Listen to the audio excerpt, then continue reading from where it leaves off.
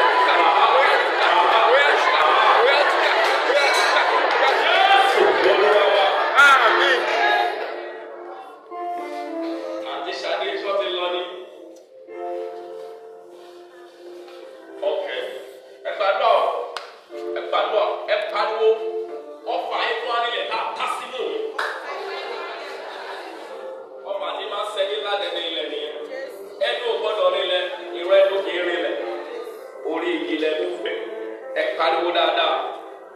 Ọfà ẹ̀dùn arílẹ̀ ká tasáyé mi. Nígbà tí mo sùn. Ọmọ yẹn máa gbàdúrà báyọ̀ jáde sí wọn lára. Wọ́n. Amen. Èèyàn tó ti lọ síwájú. A máa gbàdúrà kó má padà ẹ̀yìn. Ẹni wà lọ́dún kan, ó fẹ́ bọ́ síwájú. Sórí ẹni bá wà wájú tẹ́lẹ̀. Wọ́n bá bọ́ sẹ́yìn. Olówó tó ń pè bẹ́ẹ̀. Ọlọ́ọ̀pá láyé ìkàṣe ó ti wọlé. Pariwo dáadáa. Ọ̀pá aṣọ mi dẹ́nu àríbẹ̀. Àtàsáyé mi. Nígbà tí mo sùn. Bí mo ti ń yàgò mi. Ó yá ìdájọ́. Ẹ gbàdúrà.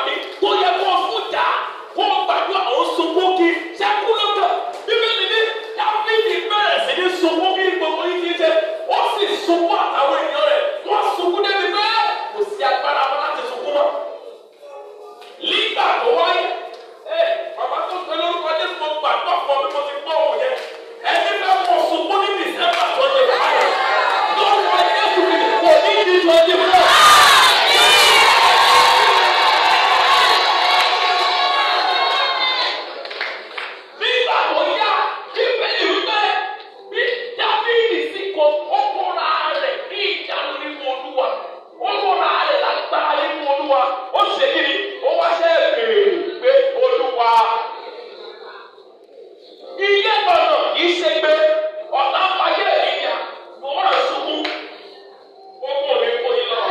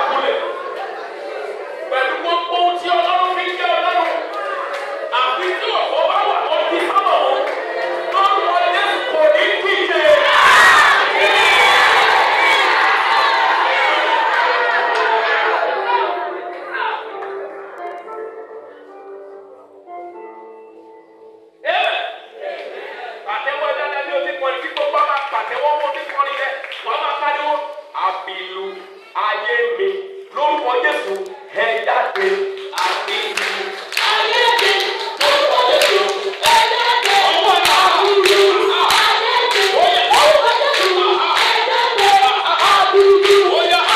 mi lórúkọ Jésù ẹ jáde àbínú. Ayé mi lórúkọ Jésù ẹ jáde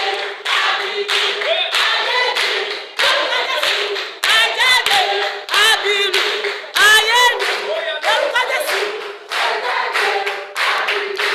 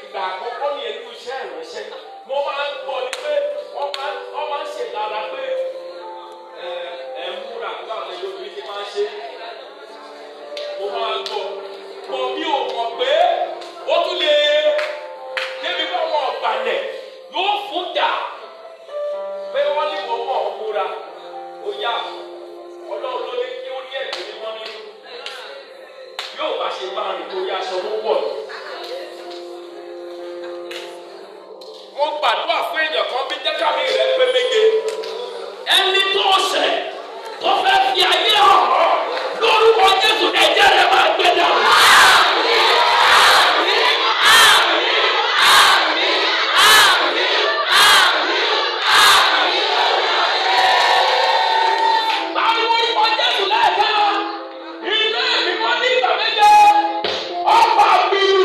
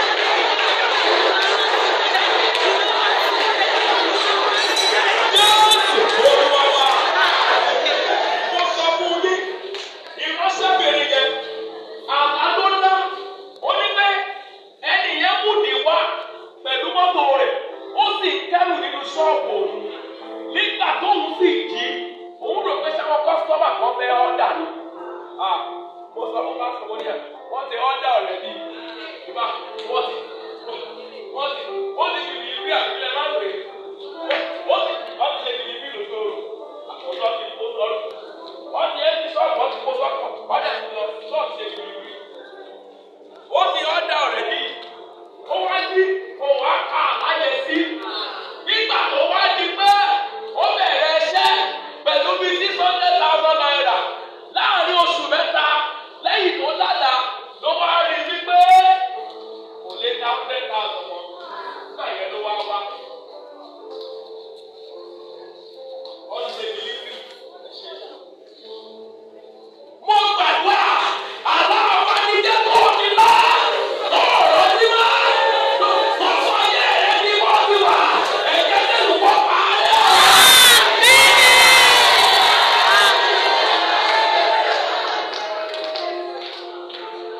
ṣé inú pàdé ìbò ti sọ àbọ̀ bóyá pé ìmọ̀ pàdé tí mo ti sọ ọmọbìnrin yẹn ìlú ìyìnbó ló wà o fún bí ọdún mẹ́ta kò sì ríṣẹ́ nígbà tó wá pè mí mo ní ọ ẹni lẹ́ni tí mo sọ rẹ yìí sì wá fún oge kan ìwọ tó súnmọ́ mi wá sí máa dùn ọ ṣé kò sí o pásítọ̀ wá ní kò sí o pásítọ̀ wọ́n fún èdè rẹ̀ àkókò lè tó tó ṣí ọ ó sì wá tó wá ọwọ́ ọ̀ka ọwọ́ ní ìlú ọ wọ́n á fi bí aṣọ tí gbogbo rẹ̀ lẹ́bi ọlọ́run ó fi hàn mí ni ìgbọ́ bá ní ìfẹ́ mi bá pè ọ́ bí mo ti ṣàdúrà tó ní ṣe bó o bá sọ yìí ní gbàdúrà tó kàn nígbà tó sọ ọ́ tábẹ̀ sí gbàdúrà pásítọ̀ ètò lẹ́bi gbogbo sí yìí ní ilé ewé ẹ̀sìn sọ̀rọ̀ ó ní ìrìn ní mo bá kọ̀ lọ́wọ́ rẹ̀ jáde rẹ̀ gbádùn báyìí kó o máa sọ̀rọ̀ láti bí ọdún mẹ́ta tí mo ti wà ní orí iṣẹ́ ha ó wà yókè ayé rẹ̀ ò wà ókè tó o ní bẹ́ẹ̀ kọ́ ti kọ́ lu ọ. ọdún mẹ́ta mo ṣiṣẹ́ nígbà tá a wá bẹ̀rẹ̀ sí ní gbàdúrà mo sọ lọ́sẹ̀ tó kọjá bóyá bí ìyàbí ìdìbò ní kúrò àbí ìdìbò mo ní nígbà tá a bẹ̀rẹ̀ sí ní gbàdúrà tó wá rántí pé òun rántí pé bí oṣù kejì fóun ó dé bí tóun dé mọ́ òyìnbó òun láta pé òun lásìtẹ́ẹ̀tì lójú oorun wọ́n sì kí ọwọ́ òun méjèèjì lọ. mo ní wọ́n wáṣẹ́ wọ́n lè pọ̀ ìwọ ló rò pé ó lọ́wọ́ àwọn tó lójú ẹ̀ ni wọ́n mọ̀ pé ó lọ́wọ́ wọ́n lè pọ̀ wọ́n lè fún kò sí ojú omi kú ọ̀làtà náà lè bá tèmi lọ́wọ́ rẹ̀ kò sọ́wọ́ abẹ̀rẹ̀ sí ní gbàdúrà ọjọ́ ìní ni Tuesday ọjọ́ Friday ló bá pè mí ó ṣe pè mí ó ṣàlàyé tó rẹ́rìn ó bá rí tó rẹ́rìn kí ló ṣẹlẹ̀ as I dey talk to you now I don get job o. Only na 20 hours I dey pray for wetin I get now God don do am nígbà tó wọ́n mi padà. Mo gbàdúrà fẹ́ni kó lè ṣàmì méje. Aláàfọ́ nínú owó ọ̀nà lórúkọ Jésù wọ́n yí dáadọ́.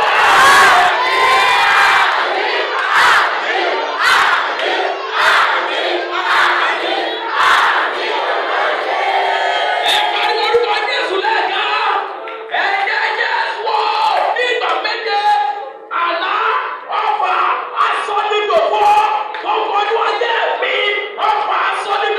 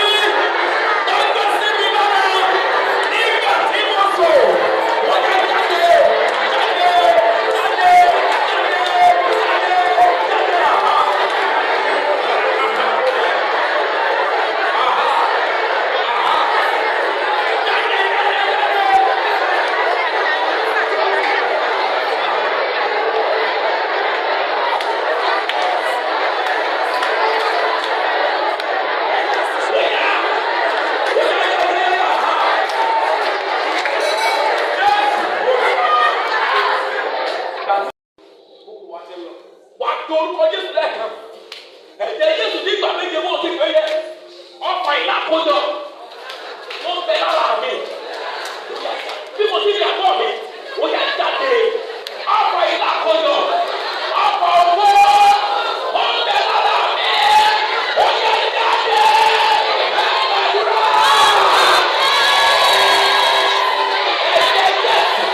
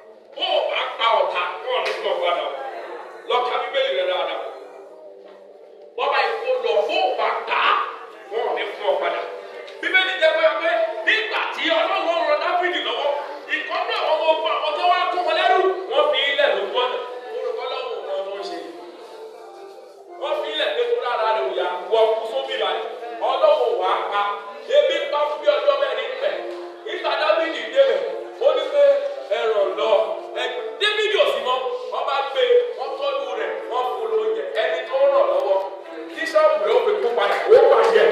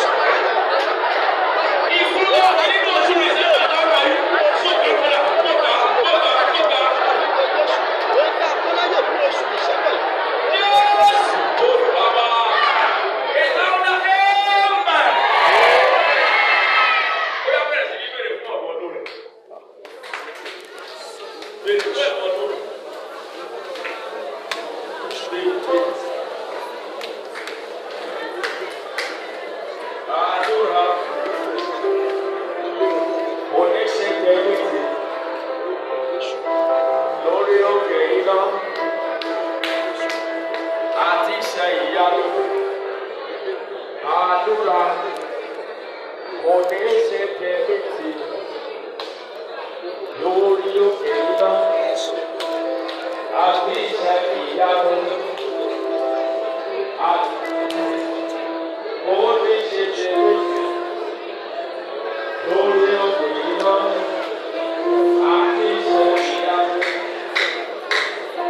Má bèrè owó kéré, bèrè owó lágbára, bèrè owó lágbára.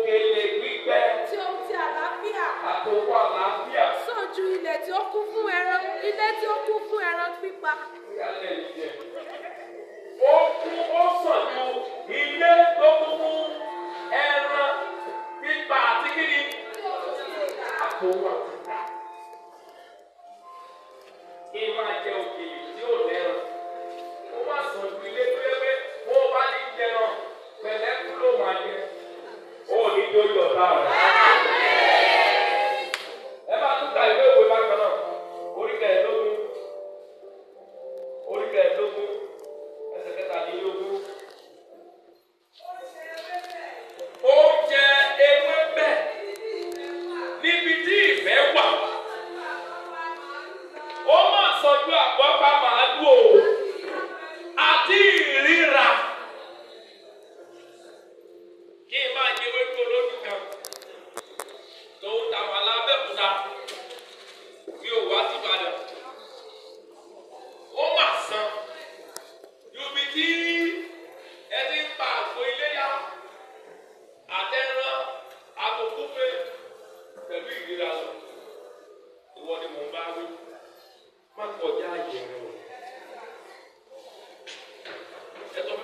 bẹ́ẹ̀ mama má kọjá yìí rẹ̀ ẹ kò sọ fún ọ ọ̀dà tó wà lórí ọ̀rẹ́ ní sọ fún ọ ṣùgbọ́n ẹ ń kọ́ pé mọ́mì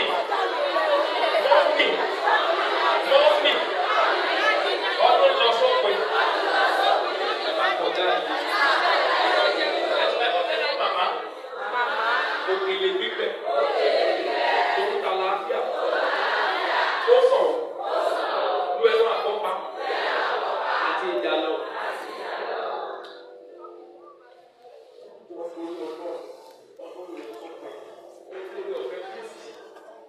Pèsè pọ̀ olùkó ṣe kí ni. Pákọjá ìrẹ̀. Má ṣe crossover 2024 lọ sí ọdún 2024. Ó wá gbà wá abíyẹ 2024 ó wá ń pèsè lọ́sọ̀rọ̀ láàrin ọ̀gbẹ́. Má ṣe bẹ́ẹ̀. Pákọjá ìrẹ̀. Má ní ọkọ rẹ lára. Olórí ọ̀fẹ́ ọlọ́run bá pèsè fún ẹyọ pé. Má ní aya rẹ lára. Olórí ọ̀fẹ́ ọlọ́run bá fún yín ní kẹjọ jẹ. Má kọ ìwọ́n máa fẹ́ràn wa tó bẹ́ẹ̀ gẹ́. Débi pé gbogbo ló fi fún oníkálukú. Wọ́n ti ká ó ti ẹ̀ka gbogbo ní ìgbà àti àkókò ṣe dé. Àkókò òkèlè gbígbẹ́ ni wọ́n. Àkókò ẹ̀rọ àkọ́kọ́ sì ń yọ. Má kọjá ìrìn. Olúwa yóò wà pẹ̀lú ọ. Nípa ọlọ́run ẹgbẹ́ sì yẹ kó pọ̀. Ọ̀sẹ̀ ní ọ̀sẹ̀ ìṣòro wa àti ìtúsílẹ̀ ní ọjọ́ Friday láago 10 nínú kọ̀ọ̀rọ̀ gbogbo wa bẹ́ẹ̀ olóyè ìṣòro ká máa ṣe kájọ ní ọdún Olúwa yóò ràn án lórúkọ. On the 25 ẹ má jà gbàgbé Wednesday tó bọ̀ ó la máa ṣe ìtúsílẹ̀ orí a máa fún orí wa pẹ̀lú òróró nínú kọ̀ọ̀rọ̀ yẹn ní on the 25 ní aago méjì àbọ̀ láàárọ̀ 7:30 àti wà pé láti fún àdúrà ìtúsílẹ̀ orí. Bákan náà ní Monday on the 30 àti Tuesday 31 àwọn àwọn ìgbà ní ọjọ́ méjèèjì fún Olúwa ẹ̀bẹ̀ àdúrà mìíràn ó pọ̀ gbogbo ẹ̀bẹ̀ àdúrà tó fẹ́ ní ọdún 2025 àwọn máa present ẹ̀ níwájú Olúwa láti on the 30 àti on the 25 Monday and Tuesday. Mo fẹ́ kó mọ̀ dájú pé Tuesday on the 24th tó ń bọ̀ òun ni last Tuesday láti ṣe sábìsì mi báyìí tábà tún ṣe sábìsì mi fún Yorùbá sábìsì o òní following year Olúwa yóò ràn ẹni lé ló. Ojú ọdún ọ̀fẹ́ Kristi Olúwa wa ìfẹ́ mímọ́ tó lọ́wọ́ ìdàgbàsókè tó ẹ̀mí mímọ́ ó wà pẹ̀lú gbogbo wa nípa tí ń lọ a ò ní lọ kú o. Mo nípa tí ń lọ a ò ní lọ kú o.